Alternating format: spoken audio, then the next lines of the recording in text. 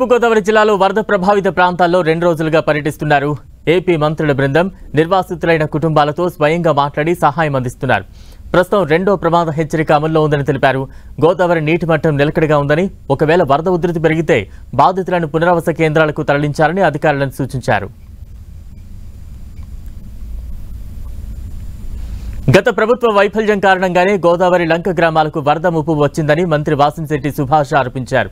ముంపు బాధితులకు ఎలాంటి ఇబ్బందులు కలగకుండా జాగ్రత్తలు చేపట్టామంటున్న మంత్రి సుభాష్తో మా ప్రతినిధి సతీష్ ఫేస్ టు ఫేస్.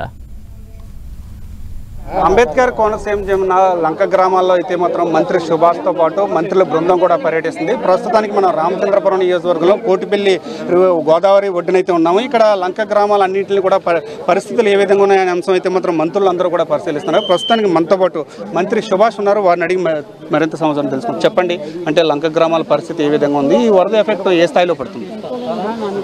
వరద అయితే ఇప్పుడు రెండో ప్రమాద హెచ్చరిక జారీ చేయడం జరిగింది. గంటిపెద్దపూడి దగ్గర చిన్న ప్రమాదం జరగటం, అది పడవ తిరగబట్టడం, ఒక యువకుడు చనిపోవటం, మరి అది ఎక్స్గ్రేషియా రేపు ఆ కుటుంబానికి అందజేస్తూ ఉన్నాం.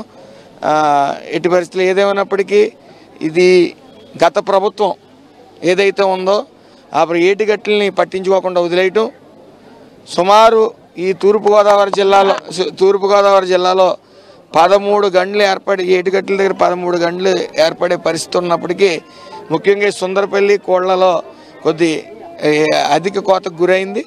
అది అతి త్వరలో ఈ వర్షాకాలం అయిపోయిన వెంటనే మొత్తం తూర్పుగోదావరి జిల్లాలో ఇటు సుందరపల్లి కోళ్లతో పాటు మిగతా 11 కూడా అవి పర్మనెంట్ సొల్యూషన్ అనేది దొరుకుతుంది. ఆ గడ్లు ఏర్పడకుండా సదురు ఏటుగట్టుల్ని సరిచేయడం జరుగుతుంది. అంటే ప్రస్తుతం మనం చూసుకుంటే కనుక ప్రధానంగా ఈ 5 జిల్లాలపై ఈ వరద ప్రభావం అయితే మాత్రం ఎక్కువగా ఉంది. ఇదే ఉన్న నేపథ్యంలో అంటే ఈ వరద ఇంకా పెరిగితే కనుక ఎటువంటి చర్యలు తీసుకోబోతున్నారు, పునరావాస కేంద్రాలు ఎలా ఏర్పాటు చేయబోతున్నారు, ఆ పునరావాస కేంద్రాలకి రమ్మని చెప్పి ఏ విధమైన సూచనలు ఇస్తున్నారు? ఏదేమన్నప్పటికీ కొద్ది అదృష్ట ప్రకారం భద్రాచలంలో నీటి మట్టం తగ్గింది కాబట్టి బహుశా మా అంచనా అయితే నీటి మట్టం తగ్గిందనే యంత్రాంగం అంతా కూడా చెప్తుంది. బహుశా ఈ రాత్రికి కానీ రేపటికి కానీ స్టడీ అవుతుంది. ఏదేమైనప్పటికీ అందరం కూడా ఎవరూ అలసత్వంలో లేవు, మెలకుగానే ఉన్నాం. అధికారులు అందరం కూడా, అధికార యంత్రాంగం అంతా కూడా మెలకుగా ఉంది. మేము ఆర్బీకేలు కానీ ఇతర నివాస కేంద్రాలు కానీ అన్నీ గుర్తించాం. అదేవిధంగా ఏదైతే ఈ పశువులు అత్యధికంగా లంక గ్రామాల్లో ఉన్నాయన్నీ కూడా ఇక్కడ చేర్చడం జరిగింది. చేర్చి వాటికి పశుగ్రాసం దానా నిమిత్తం 27 మెట్రిక్ టన్నులు ఇక్కడికి అందుబాటులోకి తేవడం జరిగింది రైతులందరికీ కూడా. ఏదేమైనప్పటికీ ముంపు ప్రాంతాలు ఏవైతే ఉన్నాయో ఈ ఇన్స్పైట్ ఆఫ్ క్యాస్ట్ దేనికైనా సరే బియ్యం ఇమ్మని కోరటం జరిగింది. కలెక్టర్ గారు అలాగే చంద్రబాబు నాయుడు గారు సానుకూలంగా స్పందించడం.